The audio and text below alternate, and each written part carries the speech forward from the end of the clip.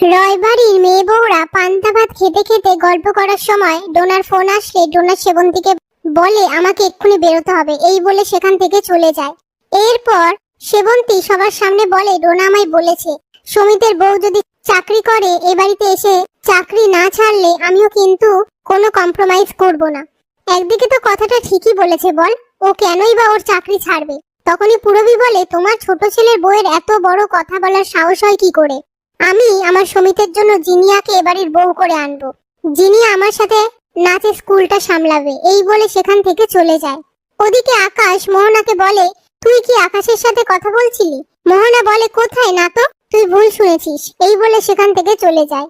এরপর আকাশের মা আকাশকে ফোন করলে আকাশ মোহনার ব্যাপারে সবটা বলে আর বলে যে ওর সব জেদই আমি মেনে নিয়েছি, কিন্তু এই অন্যায় জেদটা আমি মেনে নেব না। অন্যকে চোখের জল ফেলিয়ে ওকে আমি সুখী করতে পারবো না। ঠিক আছে, আমি দেখি ও কি করছে, এই বলে ফোনটা রেখে দেয়। এদিকে আদ্রিত শুভর রাগ ভাঙানোর জন্য গোলাপ আর গলার চেন দিয়ে শুভর রাগ ভাঙায়। তারপর আদ্রিতের বোনেরা এসে জিজ্ঞেস করে তুই এখানে কি করছিস? আদ্রিত বলে আমি এখানে একটা ফাইল খুঁজতে এসেছিলাম। এসব কিছুর মধ্যে শুভ সমিতের মুখটা থমথমে দেখে বুঝতে পারে কিছু একটা হয়েছে। এরপর সমিত একটা ছবি নিয়ে তুলির কথা ভাবতে থাকলে তখনই শুভ এসে বলে আমি তখনই বুঝতে পেরেছিলাম তোর কিছু একটা হয়েছে। প্রথম প্রেম কি এত সহজে ভোলা যায়?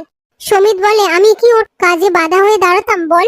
শুভ বলে শুধুমাত্র একটা বিগ অপরচুনিটি পেয়েছে বলে ও ছেড়ে চলে গেছে আমার তো মনে হচ্ছে না, তুই ওকে একটা ফোন কর। এরপর সমিত তুলিকে ফোন করলে তুলির পাশে থাকা একটা ছেলে ফোনটা কেটে দেয়। তারপর তুলি বলে আপনার লজ্জা করে না? একজন এমপ্লয়কে এভাবে কিডন্যাপ করে রেখেছেন। সেই ছেলেটা বলে লজ্জা কেন করবে, আমি তো তোমাকে ভালোবাসি।